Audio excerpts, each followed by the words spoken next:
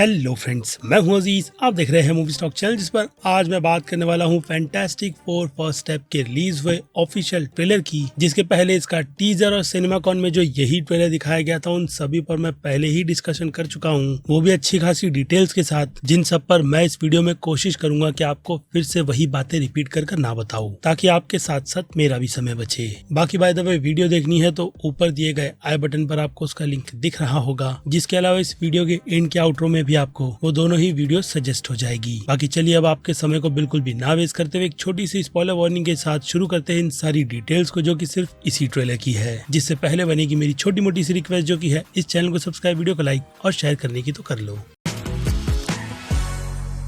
So friends, तो trailer की शुरुआत में हमें फैंटास्टिक फोर की फैमिली को दी टेड गिलबर्ट के शो से इंट्रोड्यूस करवाया जाता है, जो कि डायरेक्ट रेफरेंस दी एड सुलिवान शो से रिलेटेड है। और सिर्फ यही नहीं बल्कि उस शो में बीटल्स को भी लोगों के सामने बिल्कुल इसी तरीके से प्रेजेंट किया गया था, जिनके पूरे रेफरेंस को इस फिल्म में मैं कह सकता हूँ कि काफी अच्छे से ट्रिब्यूट देकर के दिखाया जा रहा है, ताकि फैंस मेकर्स की ऑनेस्टी को समझे। यानी देखा जाए तो ये एक तरीके का उनका दूसरा इंट्रोडक्शन है दुनिया के लिए, जिन्हें इस शहर के साथ साथ दुनिया के लोग बहुत ही अच्छी तरीके से जानते हैं। इसलिए यहाँ पर उनका ये नया परिचय इस तरीके से देना इम्पोर्टेंट इसलिए भी बन जाता है क्योंकि अब उनके पास सुपर पावर्स है, जो पावर्स डेफिनेटली उन्हें स्पेस में जाकर ही मिलेगी। लेकिन किस तरीके से, फिलहाल तो उसका सरप्राइज तो फिल्म के लिए ही छोड़ देते हैं। लेकिन अगर छोटे मोटे हिंट की बात करें तो उन सब पर रोशनी पहले वाले टीजर में ही डाली गई थी, जिस सिचुएशन से डील करते हुए हमने रीड के कैरेक्टर को देखा था, जहाँ पर वेनिसा की भी सिचुएशन कुछ खास ज्यादा अच्छी नहीं थी। हालांकि स्पेस में जाने से पहले इन सब की सेलिब्रेशन और लोगों से इनका परिचय और भी काफी ज्यादा अच्छी तरीके से करवाया जाता है, जिस मिशन पर जाने के लिए उन्हें शहर के लोग भी सपोर्ट करते हैं। और इसके अलावा इसके रिलीज किए गए ऑफिशियल पोस्टर में हम मैगजीन्स की कुछ कवर्स को भी देख सकते हैं, जिन कवर्स में इन सारे ही कैरेक्टर्स के फोटोज से इनके पहले की पॉपुलैरिटी कितनी ज्यादा है वो चीज पता चलती है। यानी हर कोई इस मैगजीन कवर के हिसाब से अपनी फील्ड में एक्सपर्ट है। लेकिन फिलहाल तो जॉनी स्टॉर्म का मुझे नहीं पता, क्योंकि इस कैरेक्टर को लेकर फिलहाल तो एक्टर ने इंटरव्यू में ही डाई हार्ड फैंस को अपसेट किया है, तो कई सारे लोगों को कंफ्यूज भी। क्योंकि एक हिसाब से देखा जाए तो ये कैरेक्टर कॉमिक बुक में मैं कह सकता हूँ कि बहुत ही ज्यादा घमंडी और ओवर कॉन्फिडेंस से भरा हुआ था, जो सिर्फ और सिर्फ खुद की पर्सनैलिटी के बारे में ही सोचता था। लेकिन दूसरी तरफ उसे अपनी बहन से बहुत ज्यादा प्यार भी था, जिसकी वो अच्छी खासी केयर भी करता है। लेकिन इन सब से हटकर औरतों की रिस्पेक्ट ना करना और हाँ, प्ले बॉय टाइप वाला कैरेक्टर जॉनी स्टॉर्म पर ही बहुत अच्छी तरीके से सूट करता है, जिसने धीरे धीरे कॉमिक बुक में अपने कैरेक्टर की ग्रोथ करते हुए लोगों के बीच अपने कैरेक्टर के एक अच्छा अस्तित्व बनाया था, जिसे अब ये फिल्म एक्टर के इंटरव्यू के चलते फिलहाल तो खराब नहीं कर सकती, ऐसा मुझे लगता है। क्योंकि एक्टर की बातों के अकॉर्डिंग वो उस रास्ते बिल्कुल भी ना जाते हुए इस कैरेक्टर को स्मार्ट और सारी सिचुएशन से डील करने वाला दिखाएगी। जी हाँ, मानता हूँ कि ये बहुत ही स्टूपिड सा स्टेटमेंट है, जिसका इस कैरेक्टर ऑफ फिल्म से कोई फिलहाल तो भी लेना देना नहीं लग रहा। इसलिए इससे मूव ऑन करते हुए फिर से टॉपिक पर रहे तो हाँ, स्पेस में जाने के मिशन के बाद जब वो अर्थ पर सुपर पावर लेकर पहुंचेंगे तो उनके लिए ये सिचुएशन तो बहुत ज्यादा अलग होगी ही, और साथ ही साथ मीडिया तो है ही उंगली करने वाली, जिनके इस तरीके के क्वेश्चन यहाँ पर भी रीड को बहुत ही ज्यादा टेंशन में डालेंगे। यानी यहाँ पर आने के बाद शायद से वेनिसा के कैरेक्टर ने कुछ ऐसा किया है जो उसे लोगों के सामने फिलहाल तो नहीं करना था। इसलिए ये सीन प्रेस वालों के माध्यम से कुछ लोगों की टेंशन को दिखाता है। लेकिन वो कहते हैं ना कि वक्त के साथ साथ हर मरहम की दवा मिल जाती है, तो शायद फैंटास्टिक फोर को लेकर भी कुछ उसी तरीके की सिचुएशन होगी, जिसमें ये सारी ही फैमिली अपने उस डिनर के शार्प पहुंचने वाले कॉन्सेप्ट से एक दूसरे से फिर से कनेक्ट कर लेगी और धीरे धीरे लोग भी उनसे प्यार करेंगे। ये बातें भी हमें ट्रेलर में अगेन कहूंगा हिंट के तौर पर दिखाई जाती है। और ऊपर से शो प्रॉपर तरीके से इन कैरेक्टर्स को वो भी सुपर पावर्स के साथ लोगों के सामने अच्छी छवि बनाने के लिए ही प्रेजेंट किया जाएगा, क्योंकि इसके पहले का अटेम्प्ट हाँ, वो डेटिंग शो वाला कुछ खास ज्यादा अच्छा नहीं गया होगा।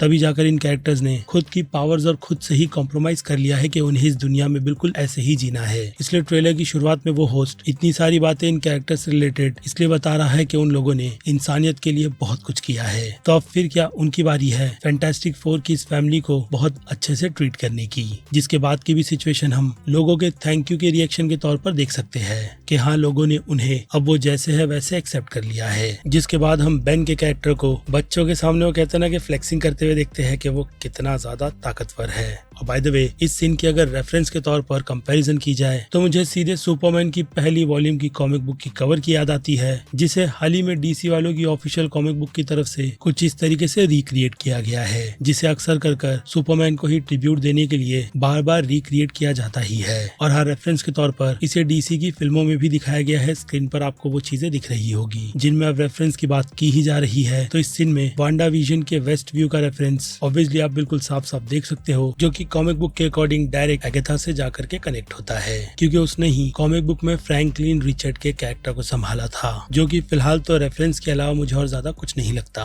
क्योंकि दूसरी तरफ थिएटर में अटैक ऑन फंगी नाम की फिल्म भी लगी है, जो कि direct reference last of us के फंगस ज़ॉम्बी का है। और इसके अलावा इस सीन में जॉनी स्टॉर्म के हाथ में हम फैंटास्टिक 4 के पिन अप कॉमिक बुक के कवर वाले स्नैक को भी देख सकते हैं, जो कि अगेन एक रेफरेंस ही है ह्यूमन टॉर्च की पहली कॉमिक बुक का। और फिर बेन ग्रिम के इस शिपलिंग वाले सीन को आप डायरेक्ट रेफरेंस जैक स्नाइडर की मैन ऑफ स्टील का समझ लो, जिसे मुझे लगता है कि टाइका वाइटिटी की थॉर लव एंड थंडर से कंपेयर करना चाहिए, क्योंकि वो एक पीस ऑफ शिट थी। जिससे मूव ऑन कर ये बात तो कहनी ही पड़ेगी कि मार्वल वाले ये बात बहुत अच्छी तरीके से जानते हैं कि उनका कंपटीशन सुपरमैन फिल्म से है। ऊपर से इस फिल्म में उसकी रेफरेंस दिखाते हुए यही बात बताई जा रही है कि सुपरमैन पूरी दुनिया के लिए कितना ज्यादा इम्पोर्टेंट है, और हाँ डीसी के यूनिवर्स के लिए भी। खैर लेकिन इसके अलावा और कोई रेफरेंस यानी कि ईस्टर एग आपको भी नजर आए तो आप डेफिनेटली कमेंट में लिख कर बताइएगा जरूर, क्योंकि अब उनसे मूव ऑन कर फिर से ट्रेलर पर आ जाए तो सीधे बात करते हैं रीड की चिंता की, जो कि डेफिनेटली अर्थ पर आने के बाद उसके बच्चे को लेकर ही रहेगी, यानी कि फ्रैंकलिन या फिर कोई और। क्योंकि वो कहते हैं ना कि फिलहाल तो नाम की कंफर्मेशन नहीं की गई, लेकिन बहुत ज्यादा स्ट्रॉन्ग रूमर फ्रैंकलिन के कैरेक्टर की ही एमसीयू के यूनिवर्स में आने की है, जो कि डेफिनेटली उनके पावर्स मिलने के बाद क्या ठीक होगा भी या नहीं और क्या बनेगा, यही चिंता रीड को सताई जा रही है। इसलिए हम इस सीन में उसे सिचुएशन से डील करता हुआ देखते हैं, जिससे पूरी तरीके से हौसला देने का काम स्टॉर्म का कैरेक्टर ही करेगा। और फिर क्या इनकी ये पूरी बॉन्डिंग और खुद को एक्सेप्ट करने की सारी सिचुएशन काफी अच्छी तरीके से आगे बढ़ ही रही होगी कि वो कहते हैं ना कि मुसीबत इनका दरवाजा खटखटाएगी। जिससे पहले अगर अब इस डिनर वाली सिचुएशन की बात करूं तो डेफिनेटली ये सिचुएशन उनकी स्पेस से आने की बात की होगी, जो कि अगेन यही बात बताती है कि भले ही उन लोगों में कितने भी मतभेद क्यों ना हो जाए, लेकिन फिर भी वो लोग शाम को 7 बजे खाना खाने एक साथ ही बैठते हैं, ताकि वो लोग हर एक सिचुएशन का हल निकाले। और यहाँ पर भी एग्जैक्ट उसी तरीके का माहौल बना हुआ है। जहाँ पर स्टॉर्म के प्रेग्नेंट होने की बात रिवील होती है तो वहीं इस फैमिली की सारी टेंशन भी दूर हो जाती है, क्योंकि कहीं ना कहीं हो सकता है कि यहाँ पर अच्छी खासी हीटेड आर्ग्यूमेंट हो, जैसे कि स्पेस मिशन पर जाने से पहले प्रेग्नेंट वाली बात को ना बताना और स्पेस में लिए गए कुछ डिसीजन जिसने खास करके बेन को बहुत ज्यादा हार्म किया। लेकिन उस सिचुएशन में कैरेक्टर्स की पावर्स और एमसीयू में इनकी एंट्री ओरिजिन को बिल्कुल अलग तरीके से कैसे एक्सप्लोर करेगी, वो अगेन एक बहुत ही बड़ा क्वेश्चन मार्क तो क्रिएट करती ही है। क्योंकि अगर बात करें इस सीन की तो नो डाउट देखकर तो ऐसा ही लगता है कि गैलेक्टर्स ने अर्थ को पूरी तरीके से अपना निवाला बना लिया है। लेकिन दूसरी तरफ अगर कुछ थियरीज या छोटी मोटी रूमर की बात करूँ तो शायद इसी सीन से फैंटास्टिक 4 को उनकी पावर्स मिलेगी, क्योंकि दूसरी तरफ हम उनकी स्पेसशिप को भी देख सकते हैं, जो कि स्पेस मिशन के लिए निकली थी। यानी रीड किसी तरीके के मैसेज को फॉलो कर स्पेस में गया था, जो वो बाद में भी इस ट्रेलर में कंफर्म कर बताता है कि उसी की गलती की वजह से आज वो लोग यानी कि पूरी दुनिया बहुत बड़ी मुसीबत में पड़ चुकी है। यानी ये सीन फिल्म का एक इम्पोर्टेंट की एलिमेंट हो सकता है इनकर्जन का। जिस तरीके की तबाही देखकर फ्रैंक पूरी तरीके से हिल जाएगा, या फिर हो सकता है कि ये सिचुएशन किसी और ही प्लेनेट को तबाह या फिर गैलेक्टस का निवाला बनते हुए दिखा रही है, जहां अगर कुछ रूमर को कनेक्ट करूं तो हो सकता है कि यहीं पर फ्रैंकलिन की प्रेजेंट को कितना पावरफुल है उसे गैलेक्टस ने सेंस कर लिया। तभी उसने शालाबल एके सिल्वर सर्फर को उनके पीछे लगाया, ताकि वो ट्रैक कर उनकी प्रॉपर लोकेशन और अर्थ को ढूंढे, जिसमें गैलेक्टस बहुत ज्यादा इंटरेस्टेड है। बाय द वे इस पूरी सिचुएशन को भी मैंने पहले वाले ट्रेलर में बहुत ही अच्छी तरीके से कवर किया था, इसलिए उस स्टोरी को फिर से रिपीट कर मैं आपको अगेन कहूंगा टाइम वेस्ट वाली सिचुएशन में नहीं डालूंगा। और ऐसी ही डिटेल मैंने बार लगातार शालाबल यानी कि सिल्वर सर्फर के कैरेक्टर से रिलेटेड भी दे रखी है, जिसकी अब अगर सीजी की बात करूं भाई साहब बहुत ही रफ एंड टफ वाली डिजाइन है, जिसे जल्द से जल्द मार्वल वालों को ठीक करना होगा।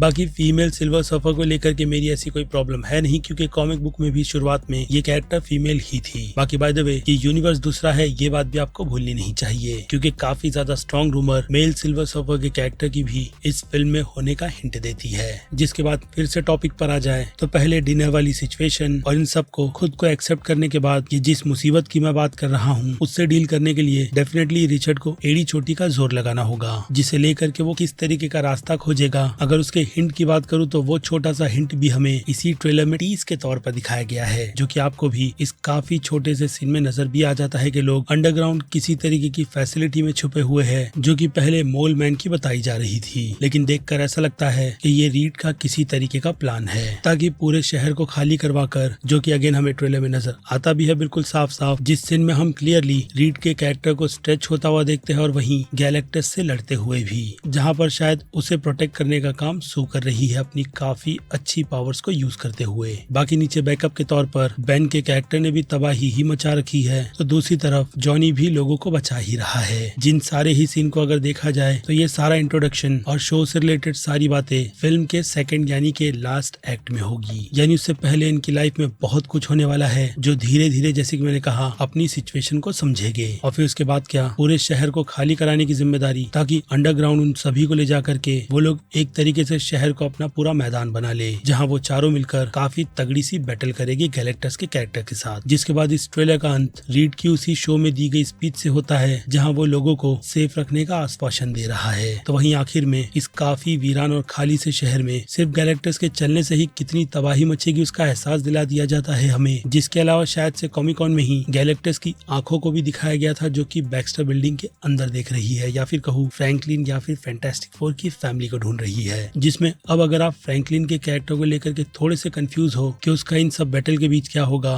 क्योंकि एक तरफ जब फीमेल सिल्वर सर्फर आकर के उन्हें वॉर्न करती है, तो उस सीन में हम सू के कैरेक्टर को बेबी बम के साथ देखते हैं, जो खुद को सिल्वर सर्फर के सामने अर्थ के प्रोटेक्टर के नाम पर प्रेजेंट करती है। लेकिन गैलेक्टस की इस बैटल में वो बिल्कुल फिट एंड फाइन है। वेल, तो उसका जवाब सेट इमेजेस के साथ साथ इस सीन में शायद से हमें पूरी तरीके से मिल जाता है कि उसने फ्रैंकलिन को किसी तरीके की स्पेसशिप में बिठा करके अर्थ से दूर कर दिया है, जिसे सेट इमेज के अकॉर्डिंग शायद से यहाँ से ले जाने का काम सिल्वर सर्फर करेगी। और हाँ, इसके अलावा फिल्म में गैलेक्टस के और भी हेरल्ड होंगे जिनका काम उसके ऑर्डर को फॉलो करने का है, और शायद से ये तबाही भी गैलेक्टस के आने से पहले वही लोग मचा रहे होंगे, क्योंकि दूसरी तरफ सिल्वर सर्फर फ्रैंकलिन के दिए गए किसी और ही मिशन में बिजी हो चुकी होगी, जिस गलती की हो सकता है कि उसे सजा भुगतनी पड़े। लेकिन इससे एक बात और भी क्लियर हो जाती है कि अगर वो सू की मदद कर रही है तो शायद उसका पास भी किसी न किसी तरीके से बच्चे से ही कनेक्ट होगा, और हाँ, उसके हस्बैंड से भी, जिसने कॉमिक बुक में अपनी वाइफ के बाद खुद को ले जाने की बात को रिपीट की थी गैलेक्टस के सामने। और फिर क्या, हमें कॉमिक बुक में मेल वर्जन का काफी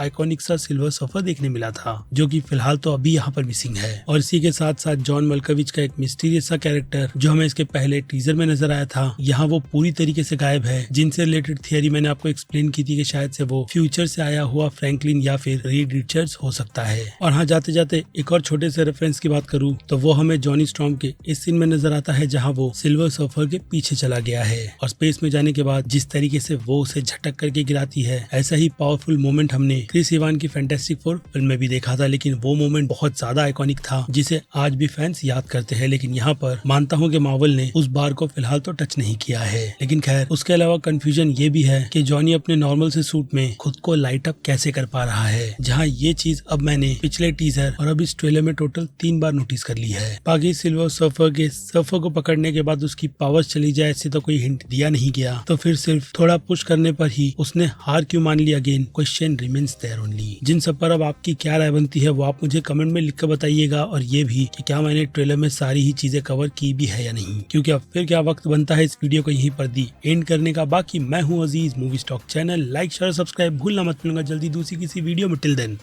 बाय।